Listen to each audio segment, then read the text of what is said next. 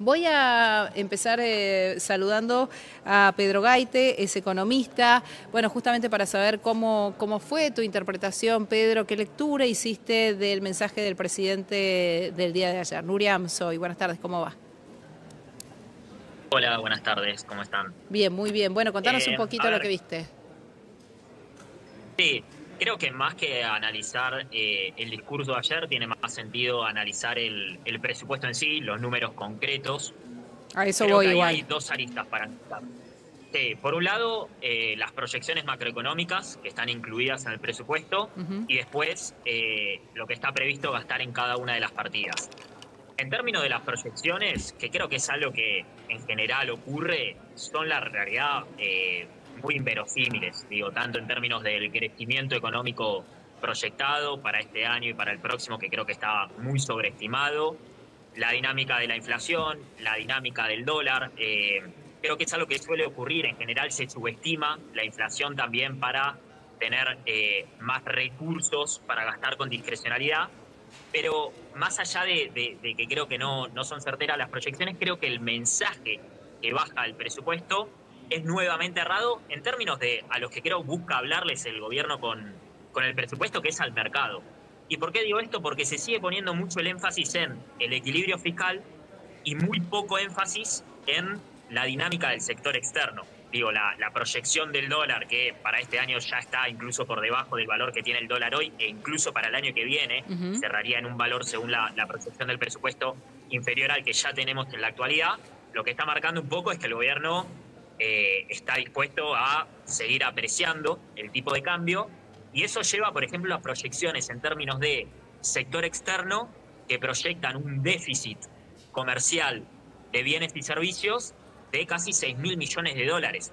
Entonces yo creo que el acreedor extranjero que está viendo que el año que viene hay vencimientos de deuda por casi 20.000 millones de dólares, que el Banco Central tiene pocas reservas y el mensaje que trae el presupuesto es que se prevé seguir apreciando el tipo de cambio y un déficit comercial de 6.000 millones, la pregunta es de dónde van a salir los dólares para Ujú. pagar esos 20.000 millones con una cuenta financiera que difícilmente traiga más dólares de los que demande. Porque Ujú. hoy, desde que se levantó el cepo para las personas a mediados de abril, la formación de activos externos, que es básicamente la compra de dólares para ahorro de las personas, promedia más de 3.500 millones de dólares por mes.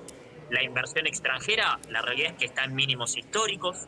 El año que viene, además, se libera la remisión de utilidades para empresas, entonces Ujú. por este lado también se van a ir dólares, con lo cual también la cuenta corriente probablemente termine siendo deficitaria. O sea, en términos de querer tranquilizar al mercado, me parece que el gobierno sigue poniendo mucho énfasis en la cuestión fiscal, que es importante. Digo, Argentina necesita sostener su equilibrio fiscal, pero se sigue poniendo en un segundo o tercer plano la cuestión del sector externo, que está básicamente ligada a un aumento del tipo de cambio que te permita acumular reservas en la escala necesaria para pagar la deuda del año próximo, sobre todo a partir de una comprensión del riesgo país que te permita volver a endeudarte en el extranjero. ¿Y por qué Eso por el crees lado de las que, proyecciones. digo, Digo, pero perdóname, ¿por qué la reacción de hoy no fue negativa de los mercados? ¿No? Porque el dólar está igual que estaba en el día de no, ayer, los bonos y las acciones suben después del mensaje creo, del presidente. creo que es día a día. Yo veo a un mercado que más allá de la dinámica de hoy, lo que está mirando de nuevo es la cuestión del sector externo, es la acumulación de reservas, es la cuestión cambiaria. Ver, la dinámica de los futuros del dólar da cuenta de que claramente el mercado está viendo que después de las elecciones va a haber una corrección cambiaria, o sea, los contratos de dólar futuro a octubre, o sea, ya el día después de las elecciones están por arriba de la banda.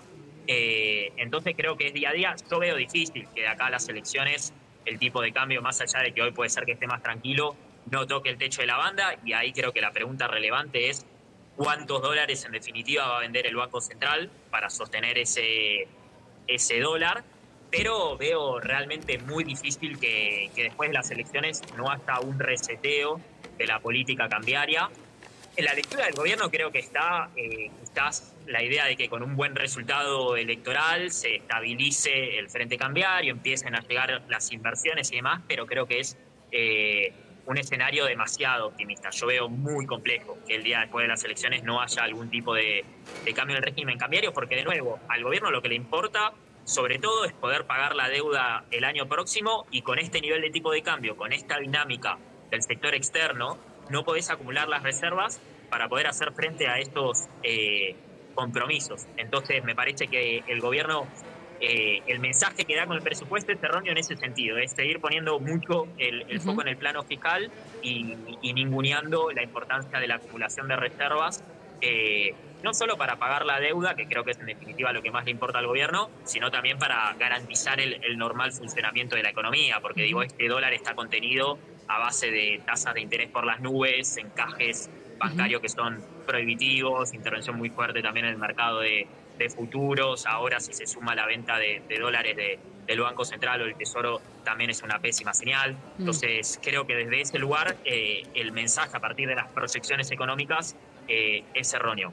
Pero después me interesaba también traer un poco la cuestión fiscal y también haciendo un poco referencia a lo que planteó el presidente en el discurso, que está previsto un aumento del gasto en jubilaciones, en educación, particularmente en universidades, etcétera.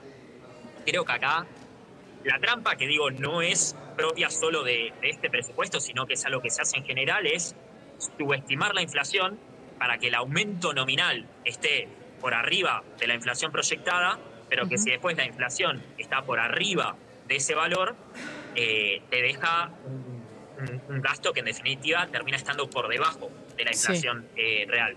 Para este año la inflación proyectada está en el 24,5%, muy probablemente esté más cerca del 30%, y para el año que viene el aumento proyectado está en el 10%, seguramente también sea más alta que ese dato. Entonces, cuando decís las universidades van a tener un aumento de, por ejemplo, el 20%, lo mismo las jubilaciones, etcétera, claro, con la inflación proyectada en el 10 te da un aumento real en torno al 10%, pero si la inflación, no solo del año próximo, sino también la de este año, que te deja una base más alta, está por encima de lo proyectado, eso seguramente implique un recorte. Sumado, por ejemplo, a cuestiones normativas que pasaron un poco desapercibidas, como que está planteada la derogación de la ley de educación, que básicamente lo que plantea es que tiene que haber un gasto en educación mínimo del 6% del PBI. En el presupuesto se deroga esa ley. Yo creo que eso pasó inadvertido, pero es algo que va a ser fuente de discusión en la aprobación del presupuesto. Lo mismo con la ley de financiamiento de la ciencia y técnica, que está planteado en esa ley un aumento progresivo hasta alcanzar el 1% del PBI en 2032. Eso también se plantea derogar con esta ley de presupuesto.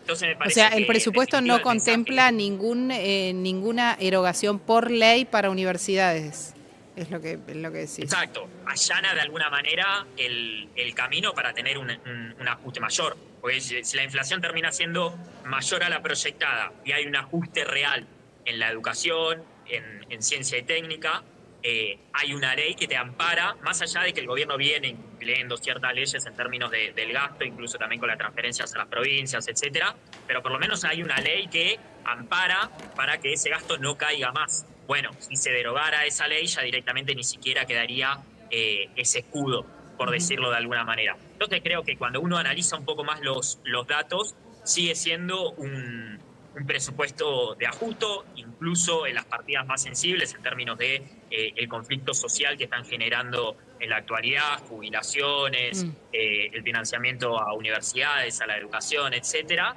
y que en términos de las proyecciones macroeconómicas y de la percepción del mercado, me parece que sigue siendo un presupuesto que erra el diagnóstico y que baja un mensaje erróneo.